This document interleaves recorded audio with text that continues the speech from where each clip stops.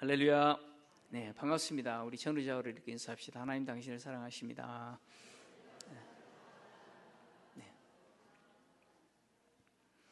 네, 지난주가 많이 더웠죠, 그죠? 네, 정말 더웠는데 교회가 제일 시원합니다. 그래서 교회로 피서를 오십시오. 네, 피서는 교회로. 교회가 시원한 것은 에어컨을 틀어서 시원한 게 아니라 내가 주 안에 있기 때문에 또 주님과 또 사귐이 있고 또 주님 주시는 은혜가 있으니까 시원한 거죠. 오늘 또 이 예배를 통해서 이 뜨거운 열기보다, 태양의 그 뜨거운 열기보다 더 뜨거운 하나님의 은혜가 얼음처럼 굳어버린 우리 마음을 다 녹여버리는 그 은혜가 있기를 축원합니다. 이제 요한계시록 강의에 다시 이제 돌아왔는데 앞의 내용을 다시 한번 점검하고 본문을 좀 다뤘으면 좋겠습니다. 앞의 내용은 하나님이 보내신 메신저죠. 메신저로서 천사가 외치는 소리를, 하늘에서 나는 소리를 요한이 듣습니다. 그 소리의 내용은 성도들로 하여금 바벨론에서 나오라라고 하는 외침입니다. 바벨론에서 나와야 될 이유는 두 가지죠. 바벨론이 짓는 죄에 참여하지 말아야 하고, 또 바벨론이 하나님의 심판을 받을 때 그 심판에서 벗어나야 되기 때문에, 함께 심판을 받으면 안 되기 때문에 바벨론에서 나오라라고 하는 그 외침이 있었습니다. 그리고 바벨론은 하나님의 심판으로 인해서 하루 동안에 사망과 애통과 흉년이 임하죠. 그리고 불살라짐을 당합니다. 왜 그런 일이 일어나느냐? 바벨론이 자기를 위해서 영화롭게 하고 사치를 누리고 또 하나님을 대적했던 그 대가를 지불하는데 갑절로 대가 지불을 하죠. 그래서 갑절로 고통과 애통을 당하게 됩니다. 바벨론이 이렇게 심판을 당하는 것은 하나님이 강하신 분이기 때문이죠. 그래서 8절에 하나님이 강하시다라고 표현한 거죠. 하나님은 강하시기 위해 반드시 그렇게 하실 겁니다. 그래서 성도는 이 바벨론에서 나와야 되는 것이죠. 근데 바벨론에서 나온다라고 하는 것은 공간적인 이동을 이야기하는 것이 아니고 뭐예요? 바로 바벨론의 그 영적인 부패와 타락에서 우리가 벗어나는 것을 이야기를 합니다. 성도는 어떤 사람들입니까? 고린도전서 1장 2절을 보면 성도에 대해서 이렇게 기록하고 있어요. 성도는 누구냐? 고린도에 있는 하나님의 교회, 곧 그리스도 예수 안에서 거룩하여지고 성도라 부르심을 받은 자들이라고 표현합니다. 교회는 이런 곳이죠. 성도는 그리스도 안에서 거룩하여진 자들이 누굽니까? 성도입니다. 거룩한 자들, 거룩한 백성이죠. 그러니까 성도의 거룩함이라고 하는 것은 세상과 구별됨을 이야기합니다. 세상과 구별됨. 이것이 바벨론에서 떠난 성도의 모습이죠. 바벨론에서 떠난 성도의 모습인데, 그래서 성도는요, 자신을 세상으로부터 끊임없이 어떻게 해야 돼요? 분리시켜야 돼요. 세상에서 살지만 끊임없이 세상으로부터 분리시켜야 되는 것이 성도의 삶입니다. 이렇게 세상으로부터 분리시킨 성도만이 바로 세상이 하나님의 심판으로 불탈 때 하나님이 베푸시는 구원의 은혜를 누릴 수 있는 것이죠. 오늘 계시록 이제 18장 9절부터 20절까지 내용은 이렇게 바벨론이 심판을 받아 불탐으로 인해서 그 연기를 본 세 그룹이 애가를 부른 내용입니다. 세 그룹이 애가를 부른 내용인데, 세 그룹은요, 첫 번째 그룹은 땅의 왕들이고, 두 번째 그룹은 땅의 상인들이고, 그리고 세 번째 그룹은 바다를 중심으로 사는 자들입니다. 이 세 그룹이 애가를 부르는데, 이 애가의 특징이 있는데, 땅의 왕들과 바다를 중심으로 사는 자들의 애가는 매우 짧아요. 근데 땅의 상인들의 애가는 굉장히 길게 기록되어 있습니다. 이것은 뭘 우리에게 말하고 있냐면, 바로 계시록 18장의 내용인 바벨론의 심판의 내용의 핵심 주제가 뭐냐? 경제라는 거예요. 경제. 우리가 좋아하는 돈 이야기예요. 경제가 주제임을 이렇게 이 모습을 통해서 드러내고 있죠. 그리고 또 다른 특징은 이 땅의 왕들의 애가와 바다를 중심으로 사는 자들의 애가가 땅의 상인들의 애가를 뭐예요? 감싸고 있는 구조입니다. 이것은 땅의 왕들도 그렇고 바다를 중심으로 사는 자들도 그렇고 땅의 상인들과 뗄래야 뗄 수 없는 관계를 맺고 있다. 이것을 이 구조를 통해서 보여주고 있습니다. 바벨론의 심판을 보고 바벨론이 불타고 그 연기가 하늘로 올라가는 모습을 이제 보게 되는데, 연기가 하늘로 올라가는 모습은 바벨론에 대한 심판을 시각적으로 극대화한 거죠. 하나님의 심판으로 바벨론이 황폐하게 된 것을 연기가 하늘로 올라가는 모습을 통해서 뭐예요? 시각적으로 극대화하고 있는 것이죠. 그리고 이 연기를 보고 땅의 왕들이 먼저 애가를 부르죠. 근데 이 애가를 부르는 땅의 왕들을 오늘 9절에서 뭐라고 표현했냐면 그녀와 함께 음행하고 사치하던 땅의 왕들이라고 표현합니다. 즉 심판으로 불타고 있는 바벨론과 함께 음행했고 함께 사치했던 자들이라는 거죠. 그러니까 음녀 바벨론과 이 땅의 왕들은 서로 어떤 관계예요? 이렇게 단단하게 연합되어 있는 관계라는 거예요. 뗄 수 없는 관계였다는 거예요. 이 관계는 이 요한이 요한계시록을 기록할 당시 세상에서 어떤 모습이냐, 바로 로마 제국이 지배하는 이 속주 통치자들이죠. 지방 정부의 통치자들과 로마 제국이 뭐예요? 하나가 되어 있는 모습이에요.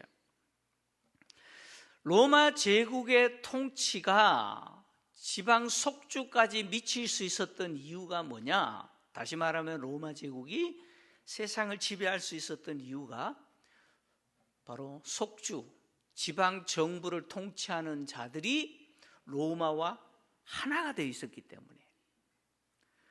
그래서 그들은 로마를 위해서 일했죠.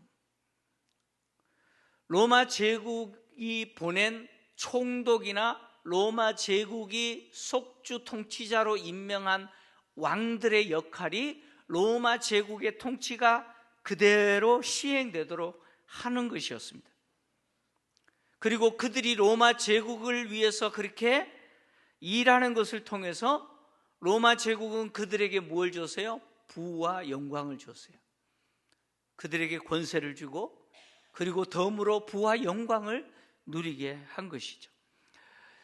신약 성경 예수님에 관한 기록이 있는 사복음서를 보면 로마 제국이 보낸 총독이나 로마 제국이 임명한 왕들의 모습을 보면 이것이 잘 드러나죠. 그래서 이들은요, 로마 제국을 위해서 일했는데 로마 제국의 번영이 곧 자신들의 번영이었기 때문에 그렇습니다. 그래서 이들은 로마 제국을 위해서 속주 국민들을 희생시키고 세금을 어떻게 해요? 세금을 포탈했죠. 포탈했습니다. 이런 로마 제국의 모습은 로마 제국 이전에 있었던 바벨론 제국의 모습과 똑같습니다. 에스겔서 27장 33절을 보면 바벨론 제국도 똑같았어요. 같이 읽겠습니다. 시작. 내 물품을 바다로 실어낼 때에 내가 여러 백성을 풍족하게 하였으며 내 재물과 무역품이 많으므로 세상 왕들을 풍부하게 하였었도다. 아멘. 바벨론 제국도 마찬가지예요. 바벨론 제국의 그 부와 그 영광이 바벨론 제국을 위해서 일했던 뭐예요? 그 지배 민족들을 통치했던 자들의 부로 이어졌다는 거예요.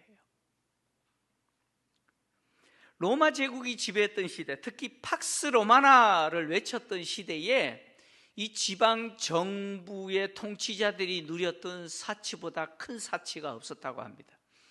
그러니까 가장 큰 사치를 누렸다는 거죠.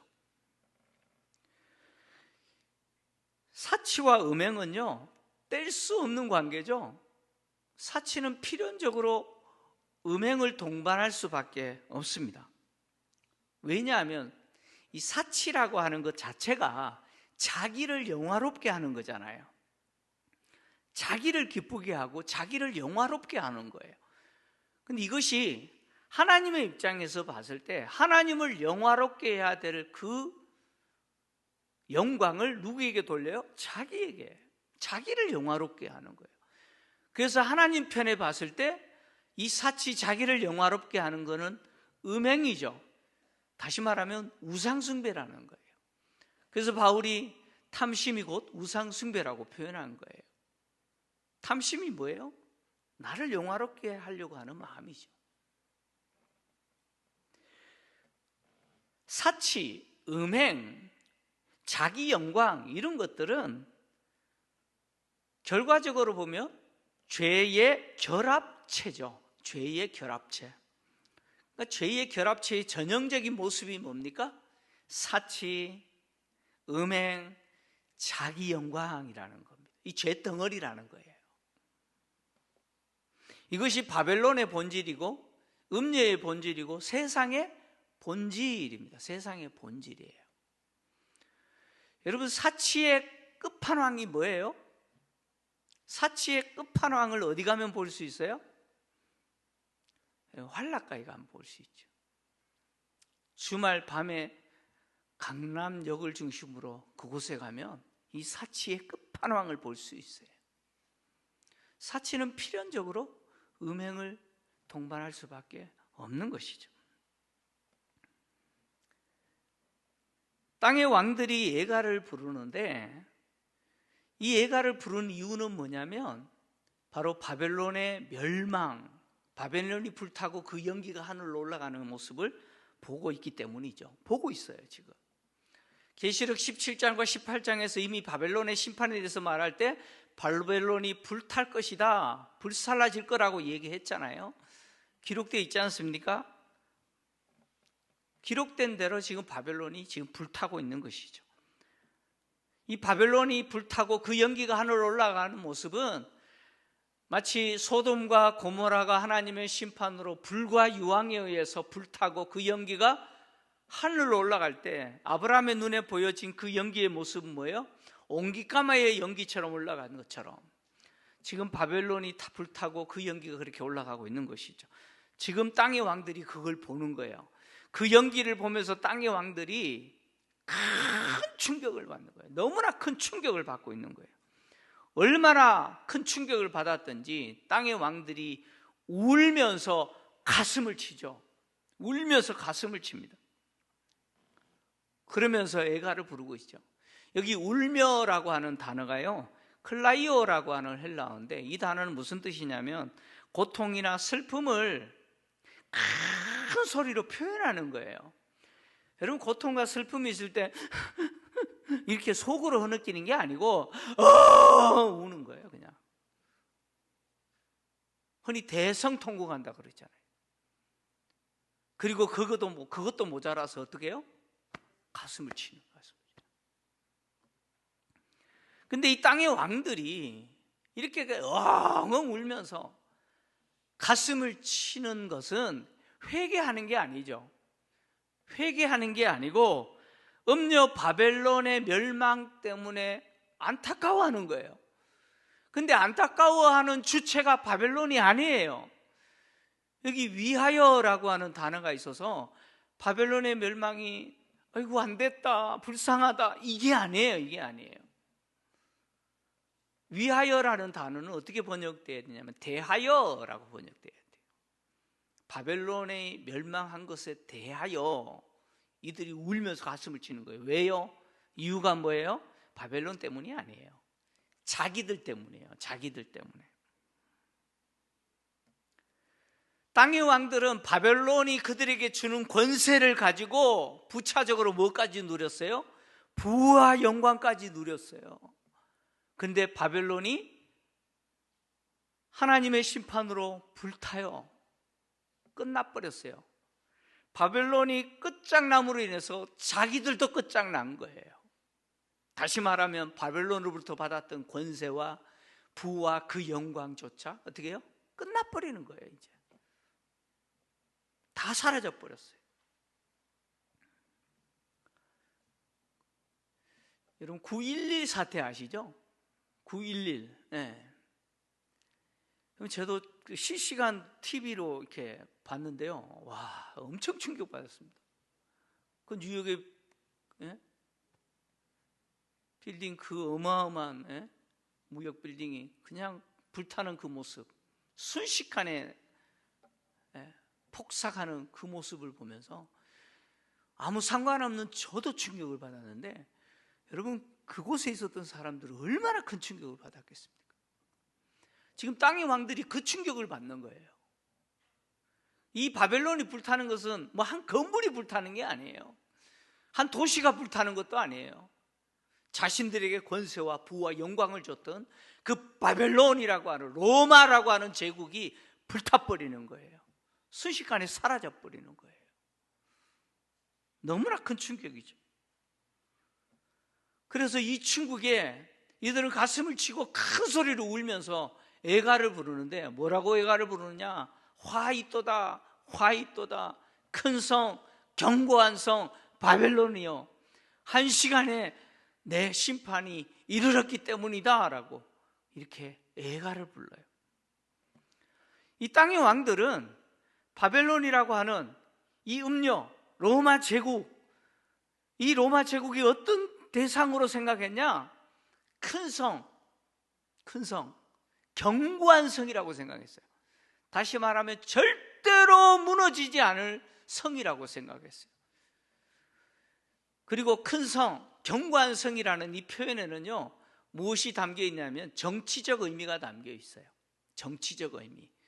큰, 견고한이라는 이 형용사는 바로 정치적 의미에서 로마 제국이 얼마나 큰 권세를 가지고 있는지를 드러내는 특징이에요. 로마 제국은 그렇게 큰 권세를 가졌어요. 영원할 것 같은 권세, 누구도 무너뜨릴 수 없고 결코 무너지지 않을 그렇게 크고 견고한 성으로 알았던데, 그 바벨론이 한시간에 어떻게 해요? 망해버렸어요. 한시간, 찰나의 순간에 불타고 있어요. 그러니까 이 불타는 모습을 보고 있는 땅의 왕들은 지금까지 자신들이 찰나의 순간에 사라져버릴 세상의 그 권세와 그 영광을 쫓았다라고 하는 뭐예요? 그래서 다 사라져버린 그 허무함을 보고 있는 것이죠. 다 끝나버렸어요. 영원할 것 같았던 바벨론이 찰나의 순간에 그 끝나버리는 그 허무함을 이 왕들이 보고 있는 거예요. 여러분, 인생에 있어서 언제 가장 허무할까요?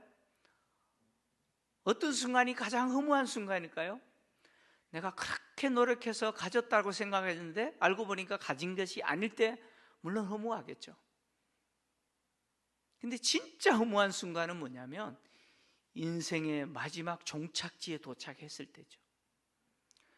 여러분, 인생의 마지막 종착지에 도착했을 때 내가 지금까지 살아왔던 그 인생이 그냥 한순간에 불타버려요. 썩어질 것을 추구하면서 살았던 내 인생이 남는 것이 아무것도 없는 것을 볼 때, 내 인생이 허무하게 살아온 인생이라는 사실을 발견할 때 얼마나 충격이겠습니까? 그죠? 그때는 돌이킬 수도 없어요. 지금 땅의 왕들이 그 충격을 받고 있는 거예요. 땅의 왕들은 이 바벨론이 불타는 것은 하나님의 심판이라는 사실을 인정을 해요. 인정을 합니다. 그래서 화이또다 라고 선언하는 거죠. 요한계시록에서 화라고 하는 것은 하나님의 심판의 정황을 표현할 때 사용하는 표현이죠. 그리고 땅의 왕들이 직접적으로 한 시간에 내 심판이 이르렀기 때문이다라고 말하고 있잖아요. 우리 번역에는 빠져 있는데, 우리 번역은 화이또다 큰 성, 견고한 성 바벨론이요, 한 시간에 내 심판이 이르렀기 때문이다 이렇게 번역하고 있지만, 원문에는 접속사가 호티라고 하는 접속사가 있어요. 원문대로 그대로 번역하면 화이토다 화이토다 큰 성 견고한 성 바벨론은요. 왜냐하면, 왜 화가 있냐면, 그 화가 있는 이유가 뭐냐면 한 시간에 내 심판이 이르기 때문이다 라고 이야기합니다. 바로 바벨론이 불타고 있는 이 화는 심판이 이르기 때문이죠. 그 심판은 누가 행하시는 겁니까? 하나님이 행하시는 심판이라는 거예요. 땅의 왕들은 바벨론이 하나님의 심판으로 지금 화를 당하고 있다는 거 인정하면서 동시에 자신들도 하나님의 심판을 받게 될 자라고 하는 사실을 예견하는 거죠. 다시 말하면 바벨론을 심판하셨던 하나님의 심판이 자신들에게도 있을 것이라고 하는 것을 즉각적으로 예견해요. 그래서 이들이 어떻게 합니까? 바벨론의 그 고통을 두려워합니다. 바벨론이 당하는 그 심판을 두려워해요. 그들에게 두려움이 엄습한 거죠. 그리고는 멀리 서서 애가를 부르잖아요. 멀리 서서. 여기 멀리 서서라는 표현은요, 공간적인 거리를 이야기하는 것이면서 또 한편 이 정서적인 거리를 이야기하기도 합니다. 그러니까 바벨론과 자기를 분리시키는 거예요. 분리시키는 거예요. 아이들을 키우다 보면 이런 일을 경험할 때가 있어요. 큰애하고 둘째랑 엄마의 속을 뒤집어 놓는 일을 저질렀어요. 둘이 아주 공모를 해서. 그래서 엄마가 대노를 해서 큰아이를 혼내요. 근데 그 모습을 동생이 봤어요. 형이 혼나는 것을 봤어요. 분명히 자기랑 같이 했는 일 때문에 형이 혼나고 있어요. 그러면 동생이 어떻게 하죠? 얼른 와서 엄마 나도 함께 했어. 미안해. 나도 형과 공범이야. 엄마 다시는 안 그럴게요. 그래요? 재빠르게 도망칠까요? 어떻게 해요? 자기는 안 그런 것처럼, 그죠? 분명히 형하고 같이 해놓고는 자기는 안 그런 것처럼, 안 했던 것처럼 형하고 분리시키잖아요, 자기를. 그죠? 지금 땅의 왕들이 지금 그렇게 하고 있는 거예요. 왜요? 바벨론의 심판이 자기들에게 임할 것을 알기 때문이에요. 알기 때문에. 그래서 거리를 두는 거예요. 땅의 왕들은 바벨론이 하나님의 심판으로 불타는 것에 대해서 아이고 어떡하나 안타깝다, 아이고 어떻게 그 마음으로 지금 애통하는 게 아니에요. 안타까워서 바벨론에 대해서 동정하기는커녕 도리어 어떻게 합니까? 거리를 두죠. 거리를 둬요. 이런 모습은요, 오늘 세상에서 정치 세계에서 자주 보는 거죠. 지금 우리나라에도 볼 수 있어요. 정치적으로 함께 살고 함께 죽자 그래가 혈맹을 맺고 손을 잡고 굳게 우리 같이 가자 그랬는데 한쪽이 무너지면 다른 한쪽은 어떻게 합니까? 어떻게 해요? 누구세요? 그래요. 저 알아요? 그래요. 모른 척 하죠. 모른 척 한 마음은 더 감사한데 밟고 지나가죠. 세상은 그렇게 잔인한 곳이죠. 지금 땅의 왕들이 지금 그렇게 하고 있는 것이죠. 난공불락 요새 같은 바벨론 도성이 무너진 것처럼 로마 제국도 이렇게 무너질 거라는 거예요. 그렇게 사치와 허영을 누렸던 로마 제국도 결국 끝나버릴 거라는 거예요.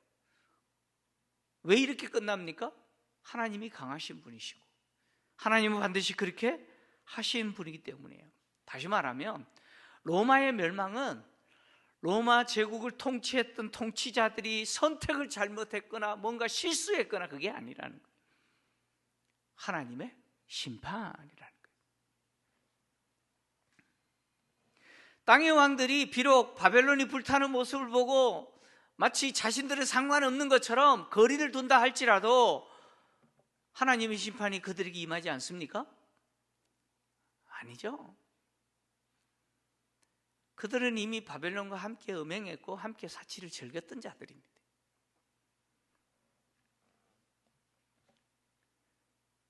아무리 크고 강한 견고한 성이라 할지라도 하나님은요, 한순간에, 찰나의 순간에 끝내실 수 있는 분이에요. 왜요? 진짜 강하신 분은 누구세요? 하나님이세요. 하나님이세요. 그래서 바울은 고린도전서 1장 25절에 하나님의 어리석음이 사람의 지혜보다 낫고 하나님의 연약함이 사람의 강함보다 강하다고 이야기하는 거예요. 한번 같이 읽겠습니다. 시작. 하나님의 어리석음이 사람보다 지혜롭고 하나님의 약하심이 사람보다 강하니라. 아멘. 여러분, 진짜 강하신 분은 누구예요? 하나님이세요. 하나님이세요. 인간의 눈에 세상의 나라와 통치자들이 강한 것처럼 보여도 실제 강하신 분은 하나님이세요. 하나님이세요. 겉으로 강한 척해도 뭐예요? 그냥 썩은 지푸라기예요. 썩은 지푸라기. 정말 강하신 분은 하나님이시고 그 강하신 하나님이 사람이 되어진 하나님의 아들 예수 그리스도가 강하신 분이죠. 그래서 누가복음 11장 20절에서 22절에 주님은 당신의 강함을 이렇게 표현하셨어요. 같이 읽겠습니다. 시작. 그러나 내가 만일 하나님의 손을 힘입어 귀신을 쫓아낸다면 하나님의 나라가 이미 너희에게 임하였느니라. 강한 자가 무장을 하고 자기 집을 지킬 때에는 그 소유가 안전하되 더 강한 자가 와서 그를 굴복시킬 때에는 그가 믿던 무장을 빼앗고 그의 재물을 나누느니라. 아멘. 여러분, 세상도 그렇잖아요. 강한 자가 움켜잡으면 못 뺐죠. 그런데 더 강한 자가 뺐으면요, 뺏기는 거예요. 뺏기는 거예요. 세상이라고 하는 곳을 사탄과 악의 세력들과 세상의 통치자들이 마치 강한 척하면서 손에 움켜잡고 좌지우지하지만 더 강한 자이신 주님이 오셔서 어떻게 해요? 뺏어버리시는 거예요. 그리고 하나님의 나라를 이루시는 거예요.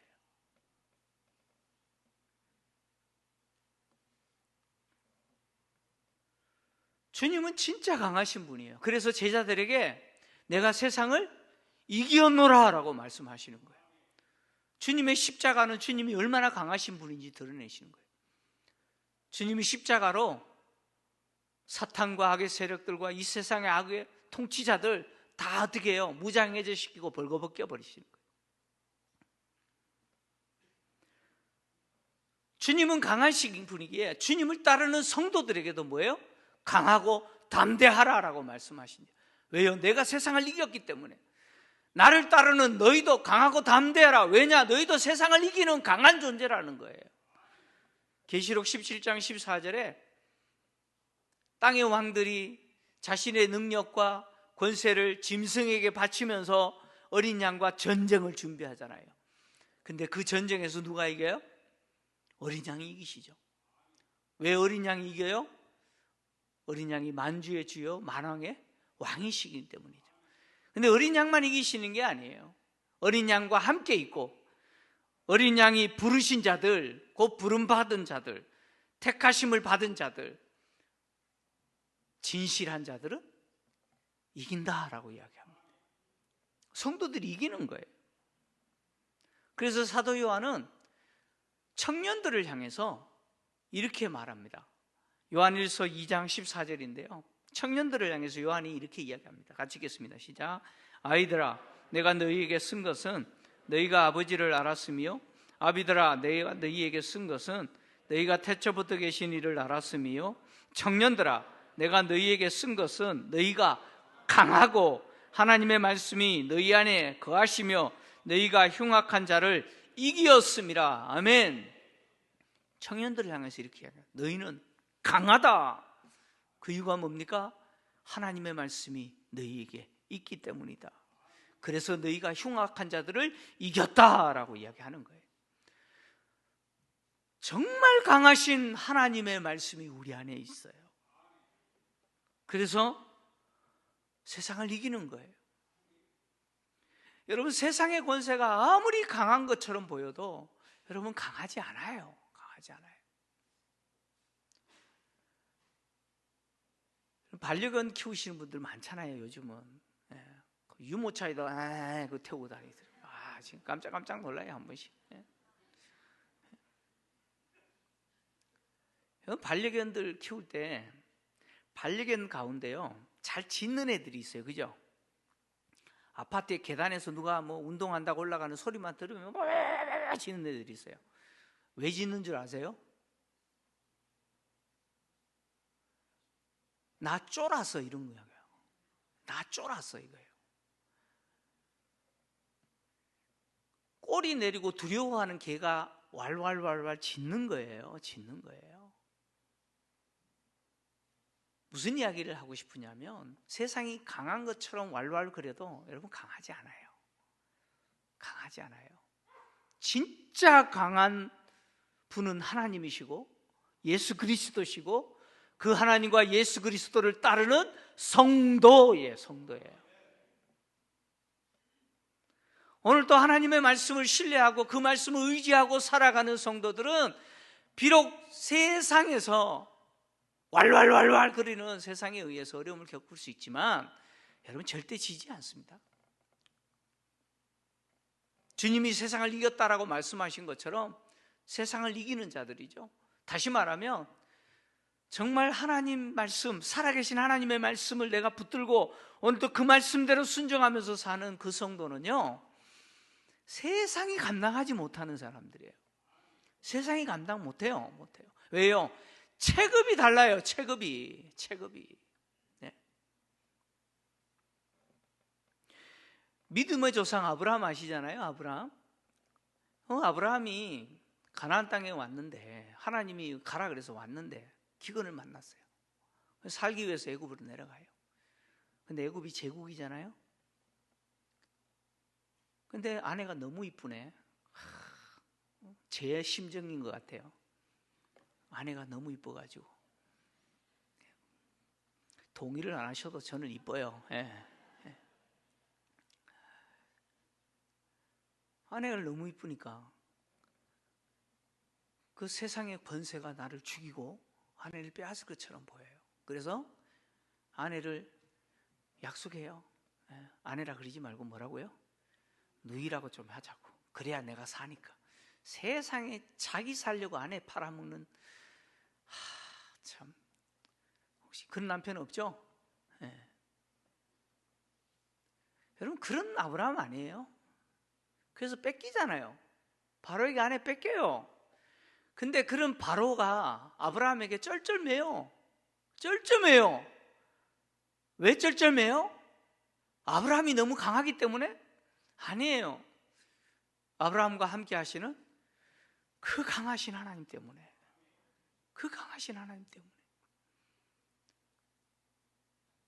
그럴 아비멜렉이 아브라함에게 쩔쩔매요. 도시국가 왕 아니에요? 근데 아브라함에게 쩔쩔매요. 왜 쩔쩔맵니까? 아브라함 때문이 아니에요. 아브라함과 함께 하시는 그 강하신 하나님 때문이죠. 우리가 세상을 이기는 것은 우리 힘이 아니에요. 여러분 목소리 크다고 이기는 거 아니잖아요. 그렇지 않습니까? 인간적인 나이가 무슨 힘이 있어요? 아무리 힘이 없어요. 근데 강하신 하나님이 함께 하실 때 성도들이 무슨 힘이 있어요? 너무나 연약한 존재 아닙니까? 근데 하나님이 함께 하실 때 강한 자인 거예요. 세상이 이길 수 없고 세상이 감당할 수 없는 자들이 되는 것이죠. 성도들이 세상에 굴복하지 않고 오늘 또 하나님의 말씀에 의지하고 순종하면서 살아갈 때 어떤 일이 일어나느냐? 세상이 그 성도를 통해서 누구를 봅니까? 강하신 하나님을 보는 거예요. 아브라함을 통해서 강하신 하나님을 보듯이 세상은 비로소 그 강하신 하나님을 인정하게 되는 것이죠. 하나님이 이 땅에 교회를 세우고 우리를 부르신 이유는 우리가 하나님과 함께하는 모습을 통해서 하나님의 강하심을 세상에 드러내기 위함이죠. 그래서 바울이 고백했던 것처럼 내가 약할 때 곧 강함이라. 왜요? 내 연약한 육체에 주님의 강하심, 그 주님의 능력이 임하고 내가 주님의 능력으로 살아가는 존재인 것을 뭐예요? 다른 사람들이 보는 거예요. 저는 우리 김포 제일교회를 하나님이 이 땅에 세우신 목적도 동일하다고 생각합니다. 우리가 이 땅에서 살아가는 동안 해야 될 역할은 뭐냐면 강한 것처럼 보이는 세상에 비굴하게 살지 마시고 그 세상 부러워하지 마시고 찰나의 순간에 끝장나버리는 그 세상 앞에 당당하게 사시길 바랍니다.